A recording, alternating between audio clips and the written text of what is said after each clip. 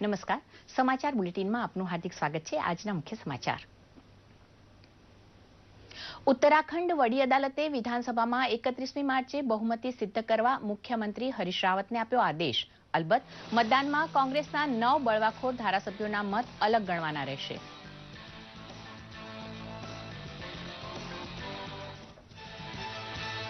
હીરાના વૈશ્વિક વેપારનું કેન્દ્ર ગણાતા બેલ્જિયમમાં પ્રધાનમંત્રીના સ્વાગત માટે ચાલે છે તડામાર તૈયારી. બેલ્જિયમ, અમેરિકા અને સાઉદી અરેબિયાના પ્રવાસે રવાના થશે પ્રધાનમંત્રી.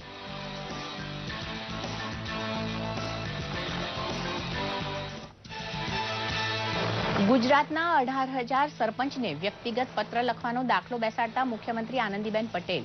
બજેટમાં સામેલ ખેડૂતલક્ષી પ્રસ્તાવની સમજણ ઘેર ઘેર પહોંચાડવા માટે સરપંચ પાસે માંગ્યો સહયોગ.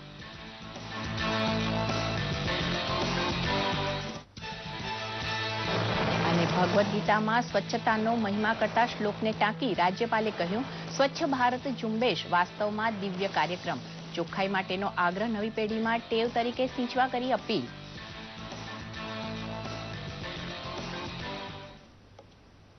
સમાચાર વિસ્તારથી. ઉત્તરાખંડની નૈનીતાલ હાઈકોર્ટ દ્વારા મુખ્યમંત્રી હરીશ રાવતને 31મી માર્ચે ધારાસભા ગૃહમાં તેમની બહુમતી સિદ્ધ કરવાનો આદેશ આપતા રાજકીય પ્રવાહમાં નવો વળાંક આવ્યો છે. મુખ્યમંત્રી હરીશ રાવત દ્વારા તેમના રાજ્યમાં રાષ્ટ્રપતિ શાસન લાદવાને પડકાર આપતી અરજી હાઈકોર્ટમાં દાખલ કરાતા 2 દિવસની સુનાવણી બાદ ધારાસભામાં બહુમતી સિદ્ધ કરવાની તક હરીશ રાવતને આપવામાં આવી છે. પરંતુ સ્પીકરે જેમનું સભ્યપદ રદ કરેલું છે તેવા કોંગ્રેસના 9 બળવાખોર ધારાસભ્યોના મત અલગથી ગણતરીમાં લેવાના રહેશે. પ્રધાનમંત્રી નરેન્દ્ર મોદી આજે મોડી રાત્રે બેલ્જિયમની રાજધાની બ્રસેલ્સ જવા રવાના થશે. વેપાર, મૂડીરોકાણ, વિજ્ઞાન અને ટેકનોલોજી ક્ષેત્રમાં બંને દેશ વચ્ચે પરસ્પર લાભ આપતા કરાર થવા જઈ રહ્યા છે. બેલ્જિયમના પ્રધાનમંત્રી ચાર્લ્સ મિશેલ સાથે મુલાકાત બાદ પ્રધાનમંત્રી મોદી 14મા ભારત યુરોપિયન યુનિયન સંમેલનમાં ભાગ લેવાના છે. દુનિયામાં રફ હીરાનો 84% જથ્થો એન્ટવર્પમાં ખરીદ વેચાણ માટે આવતો હોવાથી મુંબઈ અને સુરતના હીરાના વેપારીઓ ત્યાં મોટો કારોબાર ધરાવે છે.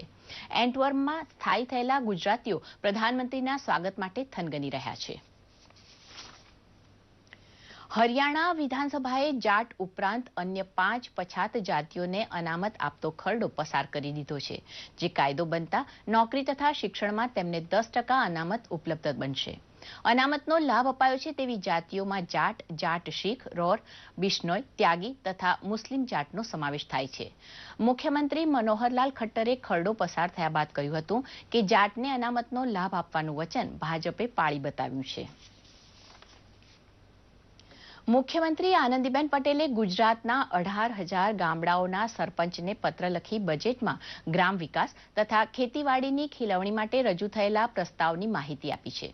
પોતાના ટ્વીટમાં મુખ્યમંત્રીએ કહ્યું છે કે ગુજરાત સરકાર સાથોસાથ મોદી સરકારના બજેટમાં રજૂ થયેલી યોજનાઓનો મહત્તમ લાભ લેવા માટે લોકોને જાગૃત બનાવવા સરપંચે કામ કરવાનું છે.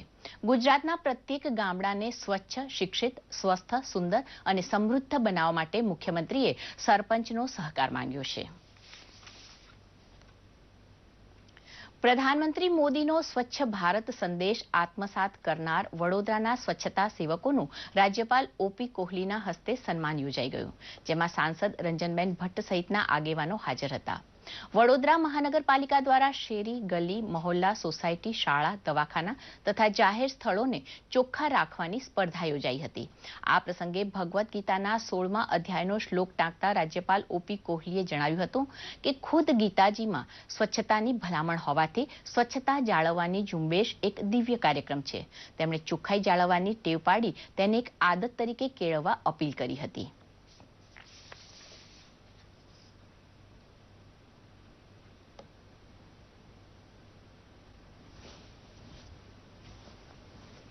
ગુજરાતના રાજકારણમાં જૂની પેઢીના આગેવાન ઇન્દુભાઈ પટેલનું 91 વર્ષની ઉંમરે આણંદમાં અવસાન થયું હોવાના સમાચાર છે. કોંગ્રેસ અવિભક્ત હતી તેવા સમયના નેતા ઇન્દુભાઈ પટેલ ગુજરાત જનતા પાર્ટીના પ્રમુખ રહેલા. અમૂલ ડેરીની સ્થાપનામાં ત્રિભુવનદાસ પટેલના સાથીદાર રહેલા. ઇન્દુભાઈ તેમના કાર્યકાળ દરમિયાન મોરારજી દેસાઈ અને હિતેન્દ્ર દેસાઈથી માંડી અનેક મુખ્યમંત્રીઓના નિકટતમ સાથીદાર રહ્યા હતા. દિવંગત પ્રધાનમંત્રી ચંદ્રશેખર સાથે તેમના અંગત સંબંધનો લાભ ગુજરાતને પણ મળેલો.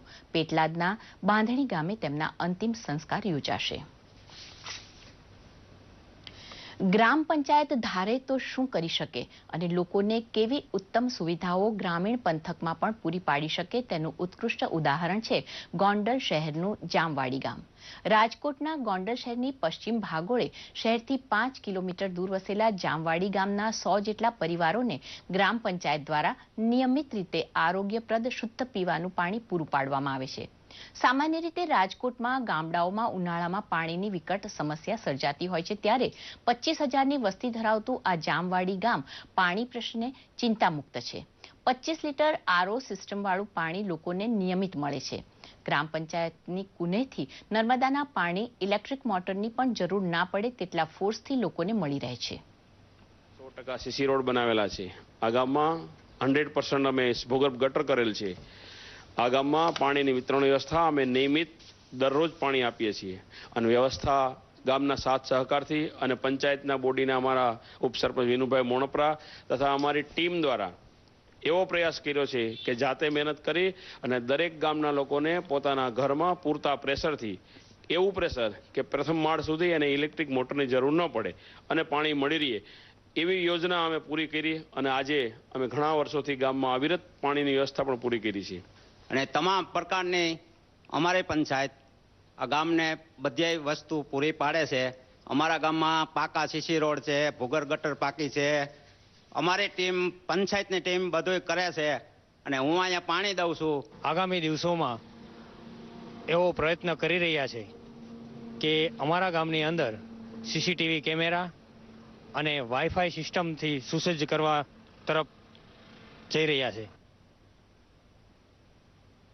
દર્શક મિત્રો, વધુ સમાચાર એક નાનકડા વિરામ બાદ. सूखा हो या बेमौसम की बरखा हो, कीड़ा लगे खेत में या दुविधा हो, बहुत ही कम प्रीमियम पे पूरी हो भरपाई, फसल बीमित रहे कटाई के बाद भी भाई. हाँ, ऋणी या अऋणी अब हर किसान लाभ उठाए. एक मौसम कदर है सब किसान बीमा कराए.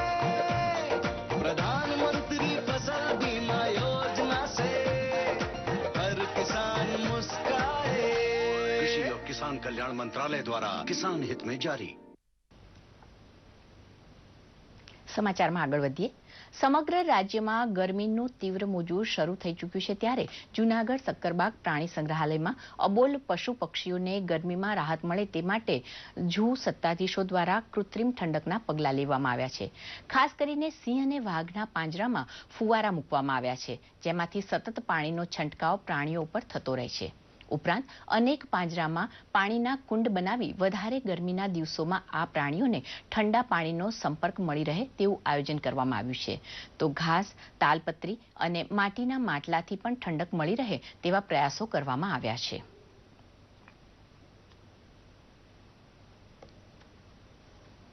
પ્રાણીઓ અને પક્ષીઓના પાંજરામાં ફોગર સિસ્ટમ ઇન્સ્ટોલ કરવામાં આવી છે, જેથી પાણીની ઉડતી રહે, ઠંડા પાણીની, અને આજુબાજુનું વાતાવરણ ઠંડુ રહે, જેથી જ્યારે પણ આ પ્રાણીઓ કે પક્ષીઓને ઠંડી ગરમીનો અહેસાસ થાય તો એ લોકો ફોગર નીચે જઈને પોતાનું શરીરનું તાપમાન નીચું કરી શકે. અરબીવરસ પ્રાણીઓના પાંજરામાં ઘંટાણથી શેડ કરી દેવામાં આવ્યો છે. આ શેડ ઉપર સૂકું ઘાસ છે, નાળિયેરીના પત્તા છે, ઇન્સ્યુલેટર તરીકે રાખવામાં આવ્યા છે, જેથી ગરમી શેડની નીચેની ગરમી ઓછી કરી શકાય. સાપના પાંજરામાં માટલા મૂકી દેવામાં આવે માટીના, અને એ માટલા ઉપર ધીમે ધીમે ઠંડુ પાણી પડતું રહે, જેથી માટલાની અંદરનું ટેમ્પરેચર છે એ નીચું રહે. આ પણ સુવિધા જોઈ બહુ સારું પ્રાણીઓ માટે કરેલું છે. આપણને અત્યારે એસીની જરૂર પડે છે, ઠંડાની જરૂર પડે છે. આ કણે પણ બરફ રાખેલો છે, ઠંડુ પાણીનું વાતાવરણ સારું છે, નેટ રાખેલી છે, ગ્રીન વસ્તુ છે, બધું સારું, બહુ સુંદર મસ્તની વ્યવસ્થા કરેલી છે. ચોક્કસમાં બહુ સારું કામકાજ છે. વડોદરા જિલ્લામાં તાલુકા કક્ષાએ શ્રેષ્ઠ કામગીરી કરનાર 12 આંગણવાડી વર્કર તેમજ 12 તેડાગર બહેનોને 3,84,000ના માતા યશોદા એવોર્ડ અર્પણ કરાયા હતા. મહિલા અને બાલ કલ્યાણની સર્વશ્રેષ્ઠ કામગીરી કરનાર સંકલિત બાળ વિકાસ યોજના સંચાલિત આંગણવાડીઓની સંનિષ્ઠ બહેનોને રાજ્ય સરકાર દ્વારા નવાજવામાં આવે છે. આ પ્રસંગે મેયર ભરતભાઈ ડાંગર, સાંસદ રંજનબેન ભટ્ટ અને જિલ્લા પંચાયત પ્રમુખ ઘનશ્યામભાઈ પટેલ સહિત મહાનુભાવોએ માતા યશોદા એવોર્ડ અર્પણ કરતા બાળ માનસમાં સંસ્કાર સિંચન ઘડતરનું પાયાનું કામ કરનાર બહેનોને અભિનંદન આપી નિષ્ઠાપૂર્વક પોતાની ફરજ બજાવવા અનુરોધ કર્યો હતો. અમદાવાદ રેલવે સ્ટેશનની આધુનિક કાયાપલટ માટે ડોક્ટર કિરીટ સોલંકી સહિતના તમામ સાંસદ રેલવે તંત્ર સાથે તાલમેલ ગોઠવી અવનવી સગવડનો ઉમેરો કરાવતા રહ્યા છે. હમણાં જે નવું ટિકિટ બુકિંગ સેન્ટર ખુલ્લું મુકાયું તેની સગવડ જોઈ પ્રવાસી જનતા ખૂબ ખુશ છે. અમદાવાદ રેલવે સ્ટેશનમાં સુવિધાઓનું આધુનિકીકરણ સતત પ્રગતિ પર છે. આજે નવા ટિકિટ બુકિંગ સેન્ટરના ભવનનું લોકાર્પણ સાંસદ શ્રી કિરીટ સોલંકીના હસ્તે કરવામાં આવ્યું. આ નવા બુકિંગ સેન્ટરમાંથી યાત્રી પ્લેટફોર્મ ટિકિટ, અનરિઝર્વ ટિકિટ તથા કરંટ રિઝર્વેશન કરાવી શકશે. 21 બારીઓ મૂકી છે. એમાં ઇન્ક્વાયરી માટેની જુદી બારીઓ છે, એમાં પ્લેટફોર્મ ટિકિટ માટેની જુદી બારીઓ છે. દિવ્યાંગ વ્યક્તિઓ એટલે કે જે ડિસેબલ્ડ લોકો છે એ રેમ્પ ઉપર આવીને પોતાની વ્હીલચેરમાં બેઠા બેઠા ટિકિટ ખરીદી શકે એ રીતે 21 નંબરની એક ખાસ કરીને સુવિધાયુક્ત અહીંયા એક કરી છે. આ booking centre BRTS bus station અને એસ્કેલેટરની વચ્ચે આવેલું છે.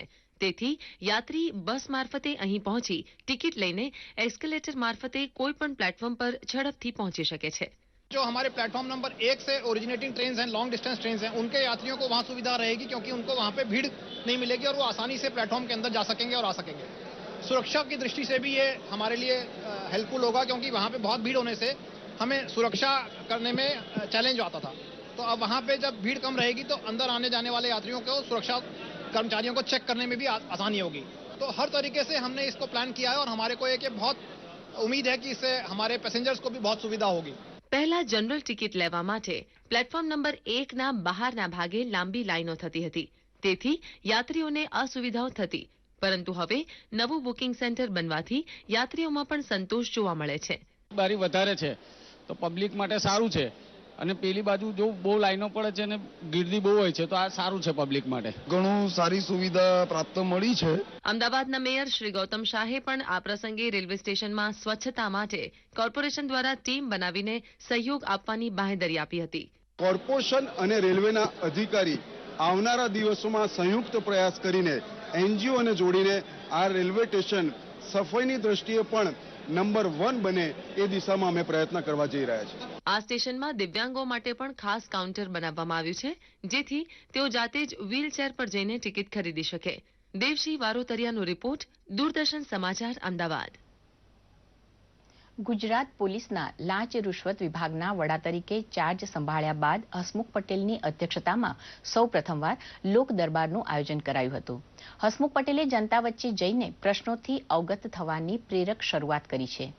આ લોક દરબારનો મુખ્ય હેતુ જ લોકોની સમસ્યાઓને સાંભળી તેમની સાથે સંબંધ કેળવવાનો છે.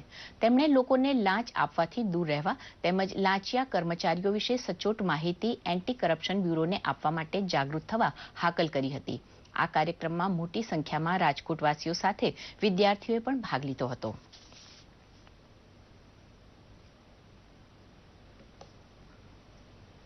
એટલે એસીબીની અમારી વેબસાઇટ છે, એમાં ઘણા બધા લોકો સોશિયલ મીડિયાથી અમારી સાથે જોડાયેલા છે. છેલ્લા 3-4 વર્ષમાં એસીબીમાં ઘણા બધા પરિવર્તનો આવે છે. દાખલા તરીકે અમારી ટોલ ફ્રી હેલ્પલાઇન છે 1064 એ પહેલા નહોતી. એમાં ઘણા બધા લોકોના આજે ફોન આવે છે, ઘણા બધા કેસો એના માધ્યમથી થાય છે. એ જ રીતે સોશિયલ મીડિયાથી પણ ઘણા બધા લોકો અમારી સાથે જોડાયેલા છે અને એને પણ અમારા કામને સુધાર્યું છે. પણ હજુ આપણે ઘણું કરવાનું છે એવું મને લાગે છે અને એના માટે શું થઈ શકે એની ચર્ચા, તમારા સૂચનો પણ મને આવકાર્ય છે અને લોકોના સૂચનો માટે પણ આજે આપણે ભેગા થયા છે. ફૂટબોલ. કોચીમાં આજે ફીફા 2018 વિશ્વકપ ક્વોલિફાયર મેચમાં ભારતનો મુકાબલો તુર્કમેનિસ્તાન સાથે થશે. ગત વર્ષે યોજાયેલી મેચમાં પ્રવાસી ટીમે ભારતને 2-0થી હાર આપી હતી. ભારત ગ્રુપ ડીમાં 1 પોઈન્ટ સાથે સૌથી નીચે છે, જ્યારે તુર્કમેનિસ્તાન આ ગ્રુપમાં 10 પોઈન્ટ સાથે ત્રીજા નંબરે છે. પ્રધાનમંત્રી મોદીએ રવિવારે મન કી બાતમાં ટકોર કરી હતી કે ભારતની યુવા પેઢીએ ફૂટબોલ ફીવર માટે પરસેવો પાડવાનો છે. ફિફા વર્લ્ડ કપ અંડર-17 ભારતમાં યોજાનાર હોવાથી ફૂટબોલમાં દિલચસ્પી વધતી જોવાય તો નવાઈ નહીં. અને આ સાથે સમાચાર બુલેટિન સમાપ્ત થયું. નમસ્કાર.